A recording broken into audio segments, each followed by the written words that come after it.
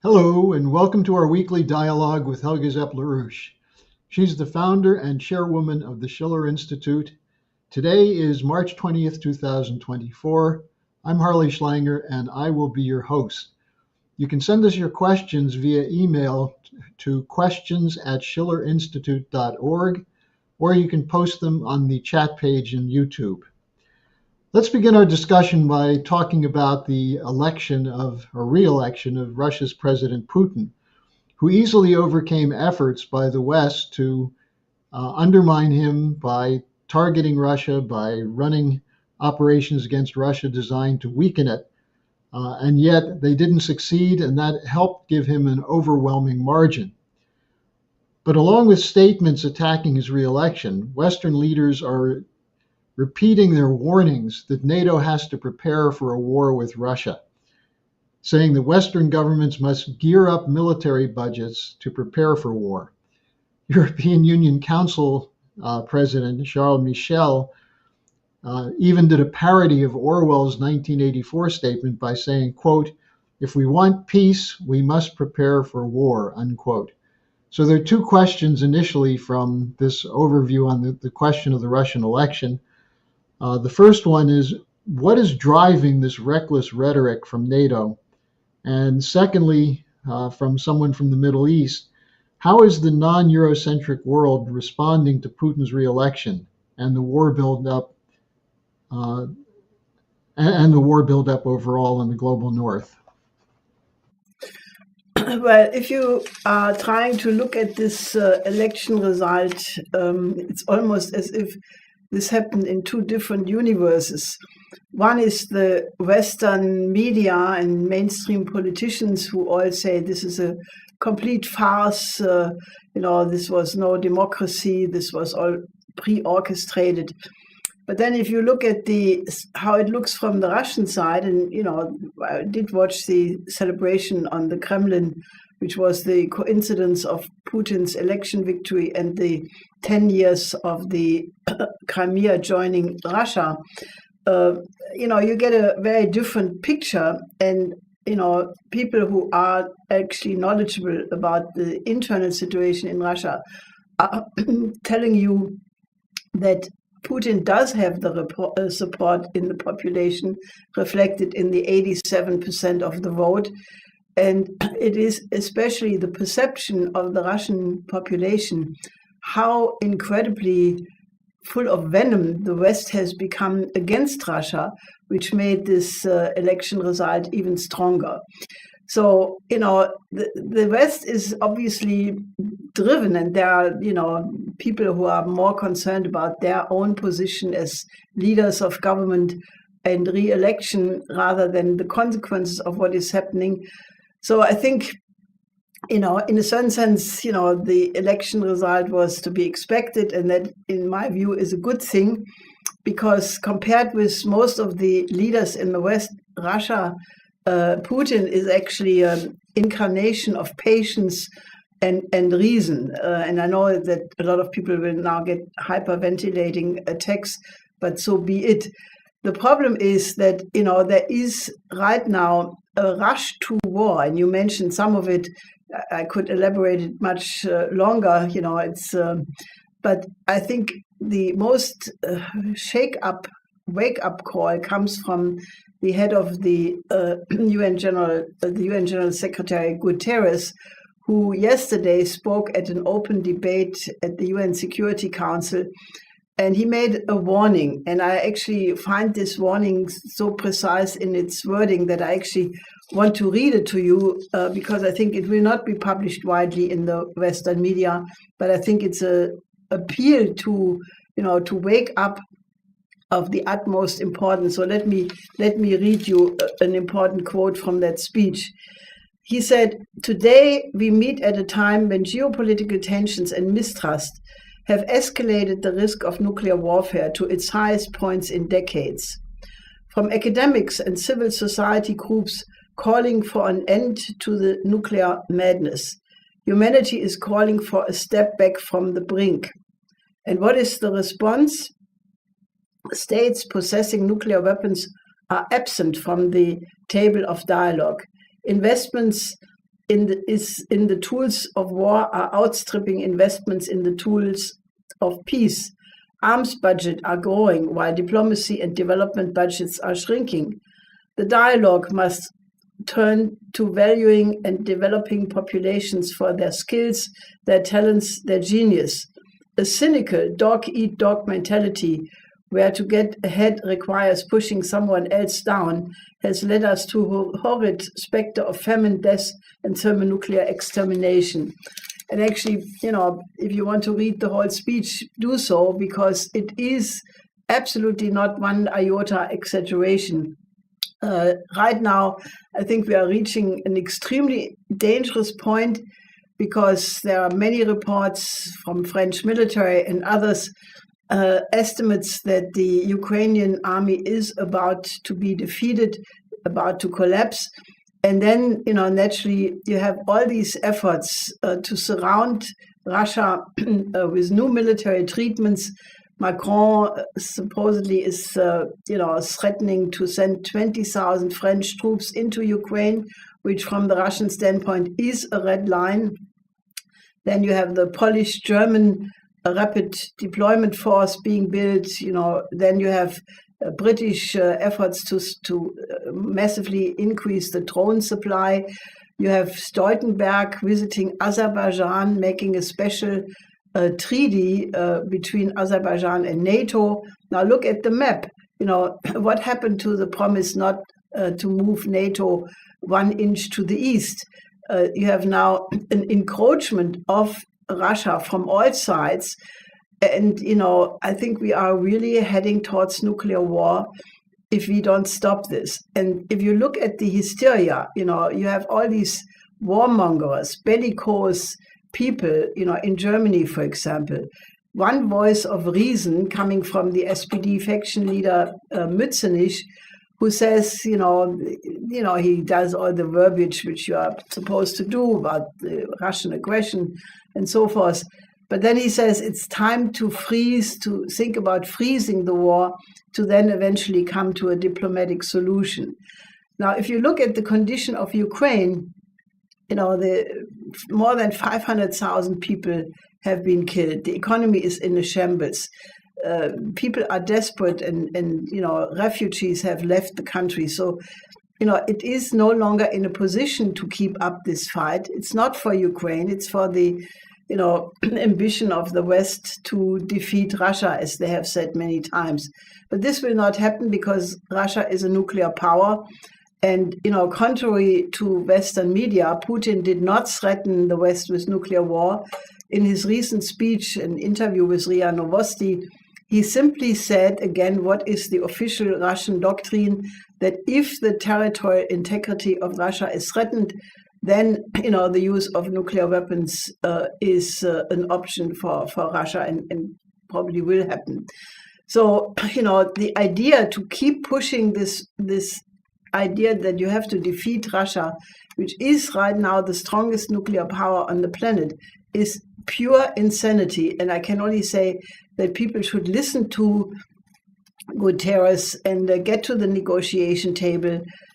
In the age of nuclear war, war cannot be an option of conflict resolution. And compare that crazy behavior from the Western politician with the statesman-like behavior of Mrs. Pandor, the South African foreign minister who just visited Washington and first I think New York, now Washington, and she is calling for diplomacy and basically saying you have to talk to everybody, because if you don't talk anymore, you deprive yourself of any option of solution. So I think the situation is extremely worrisome, and all people of reason who are not completely crazy should join the chorus of people demanding a change in this policy. We have a follow-up question on that. Someone wrote in, with the West in disarray and with election campaigns looking pretty bad for Western countries, the fact that Putin is now reelected for 6 years and that last year China President Xi Jinping was reelected, that the two of them together represent a source of stability for a move away from the unipolar order. Do you think that's part of the reason of the hysteria coming from the West? Yes, because the Western establishments, rather than reviewing their own policy and recognizing that the present escalation in the strategic situation is the blowback of what they initiated, rather than having a cold-blooded analysis of what caused the present crisis, they keep doing it, and they do the blame game. They basically call any country which does not submit to the unipolar conception of the word dictatorships and autocracies and so forth, which in most cases has very little resemblance because it with the actual reality, because it does not take into account the tradition and culture and history of these nations who are accused like that. China is a prime example of that. So I think, they are not willing to look at the policies which caused this, above all the expansion of Nato to the east, which is crossing again and again lines which the Russians regard as red lines. I mean, when Guterres says this is a worst crisis since decades, that includes the Cuban Missile Crisis, because if you look at what happened in the Cuban Missile Crisis, where Cuban missiles were put, Soviet missiles were put on Cuba. Well, if you now have American and NATO warheads all along the Russian border, what is the difference? None. So if Russia says there has to be a stop, it is completely understandable. The only difference is you don't have a Kennedy in the White House and you don't have a Khrushchev. You have a quite different constellation right now. So I think we are really at a point of maximum crisis, and we have to defeat this warmonger faction in the West, or else it may be too late very soon. You mentioned the visit of the foreign minister of South Africa, Naledi Pandor, to Washington and New York. From a South African viewer, we have the comment, "I'm very proud of South Africa's Foreign Minister Pandor going to Washington and speaking the truth about Israel's policy of genocide against the Palestinians. The South African government has played a very important role at the International Court of Justice. Will her words in Washington have any effect?" I'm sure they will have an effect among many people, because what she does is followed by the entire international diplomatic community. There are many good-hearted Americans who are looking at the situation, who are not in favor of what the Biden administration does, nor are they in favor, if this report is actually confirmed, about Kushner, the son-in-law of former President Trump, who is praising the lush waterfront real estate in Gaza, which soon will be on the market. Now, if that turns out to be a real remark, it would be quite disgusting and telling. But there are many Americans who are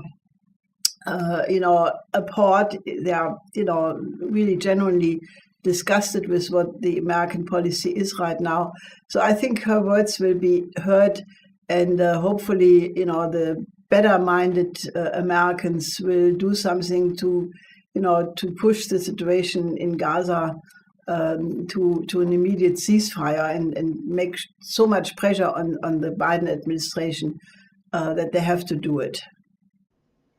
You're listening to Helga Zepp March. She's the chairwoman of the Schiller Institute, and we have time for more questions, so let them roll in, the questions at schillerinstitute.org.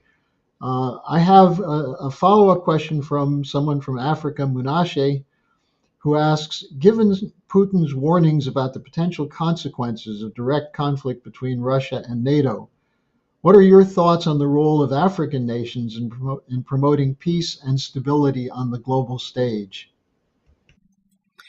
Well, I think Mrs. Pandor is a prime example of the moral statue which African leaders have at this moment.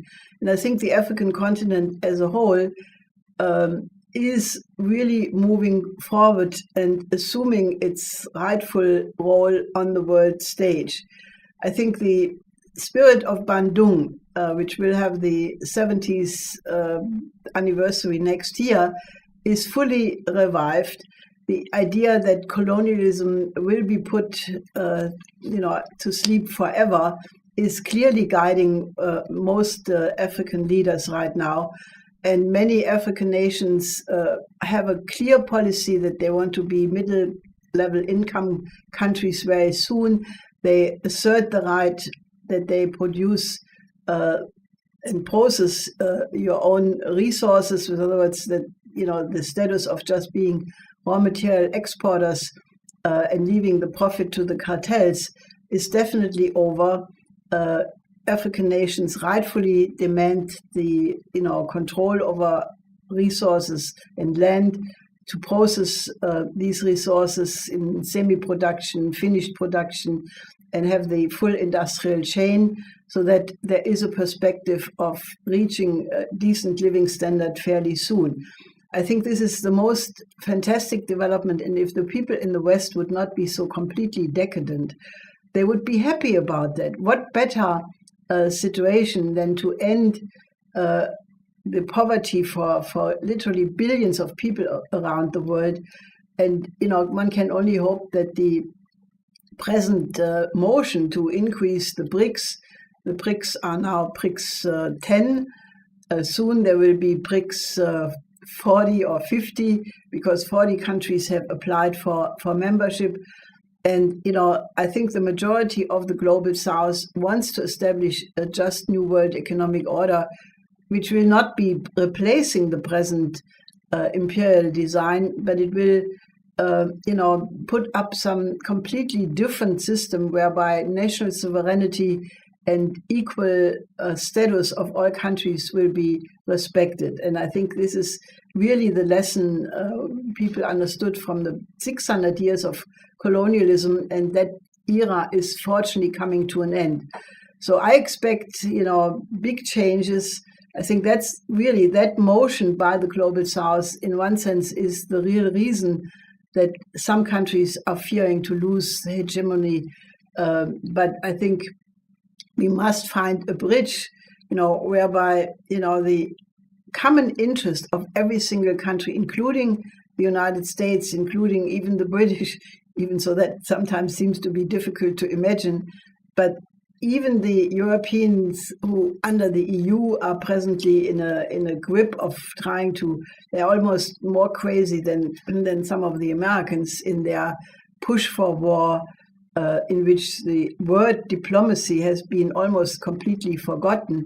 But we have to change that, and we have to establish a system where equal participation of every country, big and small, in the new system will be made possible, or else we will not survive. And I'm quite serious about that, because if it comes to nuclear war, I'm absolutely certain that it will be the end of civilization, because all the efforts by various departments and ministries and whatnot to prove that there will be no nuclear winter after a nuclear strike, that only 20 million people in the United States will die, that's horrible enough, but that will not happen.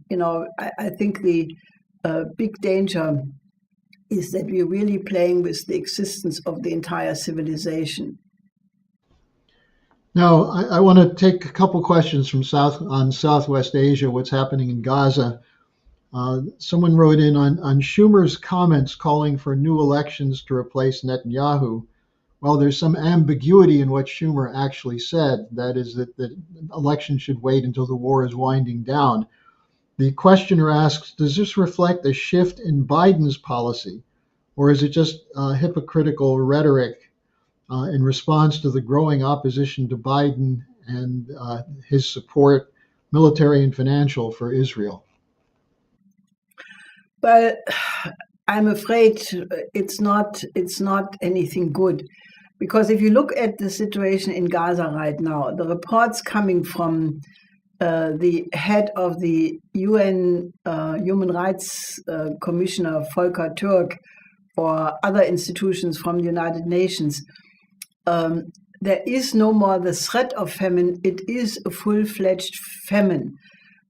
Reports are that every single day, 450 people in Gaza are dying, not of bullets, but of hunger, of disease, of just being weakened and just die of all of these factors. And altogether, I think 1.9 million people, or maybe even 2.2 million people, are immediately in danger of starvation. Now, there is only one option, that would be to immediately, without any second pause, withdraw all support from Israel, financially, militarily, and force Israel. I mean, Israel is just a small country.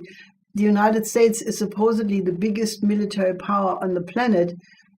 It would be quite easy for the United States to assert its authority that this stops, and that an immediate permanent ceasefire is being established, and immediate humanitarian aid without restraint, because it's a huge job.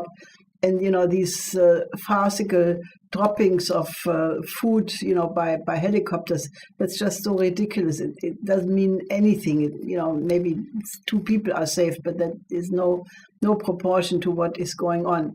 So the crisis is unbelievable, and I think this will be a stain in the moral stature of all of humanity, at least those who are not fighting it. So in this situation, you have Schumer, who says, Netanyahu is no longer representing the interest of Israel, because if Israel becomes a pariah, then, that is not in Israel's interest. So therefore, there should be new elections once the war winds down. And I think that particular phrase is something to be noted, because, that means basically Schumer is condoning that this operation which Netanyahu is conducting right now, destroying Hamas, making sure, and these are quotes now, making sure that Gaza never will be a threat, translates into, that there will be no people left at the end of this whole affair. So, Schumer may sound that he criticizes Netanyahu, but if you look at the wording, until after the war has wound down, I don't think that is a real change at all.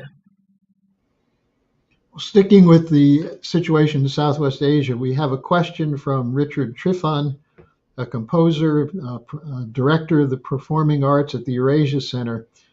And he asks, is it possible that the Oasis plan can be submitted to the United States House of Representatives for their support? And then he says, I believe Speaker Johnson is a reasonable man and would see the benefits to all parties that this plan will bring. What do you think, Helga? Well, Mr. Trifon, help us to bring it there. I think it was an excellent idea. I think look, I mean, this thing is so visionary. It really can solve the situation. Maybe not in a day or so, but just imagine what the difference would be if, from the United States and maybe other countries as well, there would come the announcement, yes, we are going to implement the Oasis plan. We create a future for Israel, for Palestine, for all the neighbors, because many of the neighbors are equally, maybe not equally, but they are quite in distressed situation, like Yemen or Syria or Iraq, all the other countries of the region. What a change it would be if, such an announcement would come. It would change the dynamic immediately. It would create hope. It would motivate, young and old people to take the shovel, start to build houses, build streets, and what we have proposed in terms of this, creating much more fresh water in the region. We have the canals we have proposed, but, one can even think about other projects. With modern technology and cheap energy, which you would get through nuclear energy, you can create new rivers. I mean, that's a very fascinating idea. that, if you take this whole region, which is desert, and you can make it green, you can access aquifers, you can make ionization of the atmosphere, you create dams, you create new rivers, but you make the whole region green, you have enough to, develop agriculture, forests, build new cities, and then, the terrorism would stop because, the main injustice would be overcome by a system of prosperity, of plenty, of, hope for every young person who is, looking in the future would see it is much more advantageous to study, to create a family, to be a teacher. So I think this is really something, if we can just find some wise politicians who have the courage right now, they can change history for the better. So I would ask you and all our other viewers to help us to put it on the agenda, because I'm perfectly certain that all you need is a couple of breakthroughs. It is an idea which will take a road of its own. Well, let me remind people that on April 13th, there will be a Schiller Institute online conference on the OASIS plan. You can find the information on that on the Schiller Institute website, and you can register for it. So that's on April 13th. And also you can get the OASIS plan video, which will give you the information you need to follow through with what Helga just said about bringing this to every elected body in the United States and in Europe and all over the world. Now, Helga, here's a question on the United Nations. A multipolar world requires a truly democratic UN with well-equipped peacekeeping forces. How, in your opinion, will the world overcome the West in the United Nations? I think primarily the United States and the British. Or do you think that another institution, for example, the Shanghai Cooperation Organization, could take over that role? No, I think the United Nations should remain, and there are many forces, because it's the only truly representative organization, which, every country has a voice. However, it is generally discussed right now that the UN Security Council no longer is capable of dealing with it. First of all, because if only 5 nuclear powers have veto power, then it is, unfortunately possible that, sorry,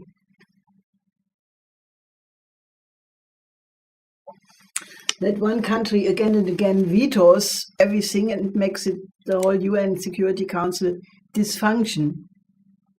There is right now a huge effort to reform the UN.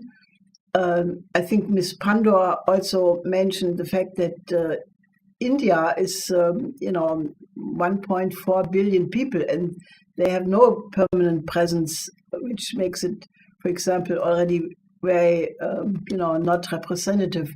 The fact that Africa is not yet in the UN Permanent Security Council is also obviously a complete travesty. But I think, one point must be clearly that, since the UN Security Council is the only legal institution which can enforce policies which are made as a decision either by the UN Security Council or, what we are witnessing right now, the International Court of Justice, they don't have an enforcement side. The International Court of Justice, for example, they make a ruling and then they give it to the UN Security Council and they are supposed to implement it.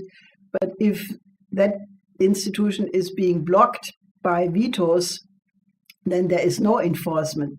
So I think the reform of the United Nations definitely has to have a way of, having peacekeeping troops and having the strength to make governments comply with decisions, because that's the only way how we can, until the human species develops to be reasonable, which I think will be possible, because I think the present behavior of some countries is really not a reflection of the adulthood of mankind. But for the time being, I think we need such instruments. I'm personally certain that sometimes not too far in the future, people will become reasonable, meaning that you pursue your policies in a completely different way, like scientists do, or like musicians are playing together in an orchestra. Why can nations not work like scientific teams who are working in a crash program to get results?